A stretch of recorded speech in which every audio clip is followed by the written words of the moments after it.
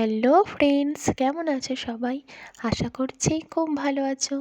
আমরাও ভালো আছি। তো বলো তো, এটা কী ফুল? এটা হচ্ছে বক ফুল। অনেক দিন থেকেই বাড়িতে ছিল। বক ফুলের বড়া করব করে ভাবছিলাম, বাট করা হচ্ছিল না। তো আজকে করেই ফেললাম মানে আমি করিনি, আমি জাস্ট ফুলগুলোকে বেছে দিচ্ছিলাম। মানে ফুলের ভিতরে পোকা থাকতে পারে, সেইগুলো ভালো করে ক্লিয়ার করে বেছে দিচ্ছিলাম। বেছে তারপরে মাকে দিয়ে দিলাম।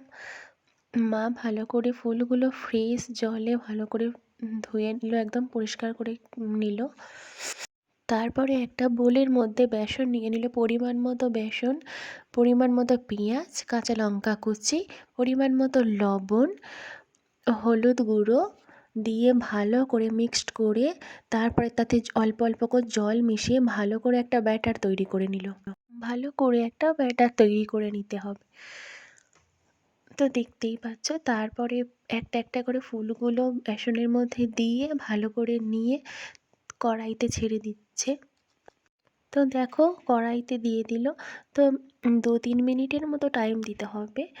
2-3 মিনিট হয়ে গেলে এপিট ওপিট করে দিয়ে আবার কিছুক্ষণের জন্য রেখে দিতে হবে। তো এপিট ওপিট করে 1 মিনিটের মতো রেখে দিয়ে তারপরে দেখো তুলে নিচ্ছে। তো দেখো, রেডি আমাদের বক ফুলের বড়া। কেমন লাগলো তোমরা সবাই জানিও। টাটা।